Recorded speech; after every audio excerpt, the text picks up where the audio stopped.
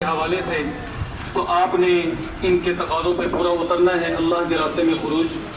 تو ابھی ماشاءاللہ مہمان آ گئے تو آپ سے گفتگو کر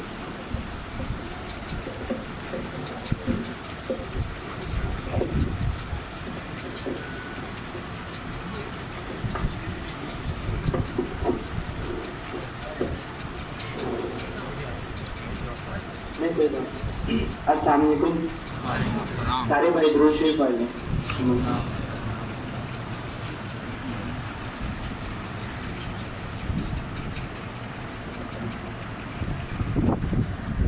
الحمدللہ اللہ کا بڑا احسان اور فضل ہوا کہ اللہ نے ہم سب بھائیوں کو اپنے گھر میں ایک جگہ اکٹھے ہونے کی توفیق دی ہے۔ یہ اللہ کا بہت بڑا کرم ہے اور رحمت ہے، اور یہ اللہ کی محبت ہے۔ کہتے ہیں اللہ جس کو محبت کی نظر سے 70 دفعہ محبت کی نظر سے دیکھتے ہیں نا، 70 مرتبہ، تو اس کو ہی اپنے گھر میں آنے کی توفیق دیتے ہیں اور اس کو ہی نیکی کے عمل کرنے کی توفیق دیتے ہیں۔ یہ اللہ کا احسان ہے، کرم ہے۔ اس پر ہم جتنا اللہ کا شکر ادا کر لیں اتنا ہی کم ہے، جتنا ہم اللہ کا شکر ادا کر لیں۔ کیوں؟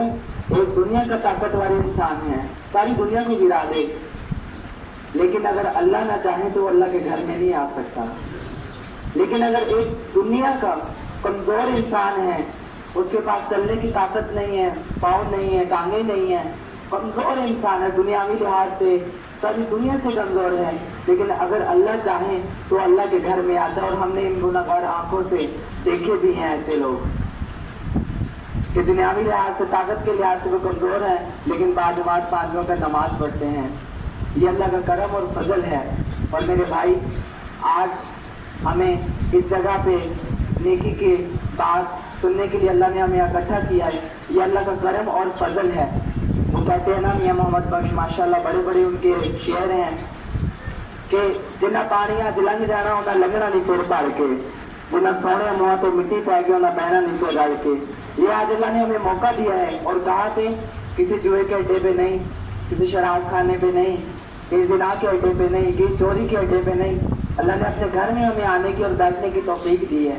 اور اس پہ آپ بھائی جتنے بھی یہاں پہ آئے ہوئے ہیں، آپ اپنے دل میں یہ سوچیں اور ذرا محسوس کر کے دیکھیں کہ اللہ نے ایک تو رحمت کی نظر سے جس کو دیکھتے اپنے گھر میں آنے کی توفیق دیتے ہیں، اور اللہ ہم سے کوئی کام لینا چاہ رہے ہیں، اللہ ہم سے بہت بڑا کام لینا چاہ رہے ہیں، اللہ ہم سے دین کا کام لینا چاہ رہے ہیں۔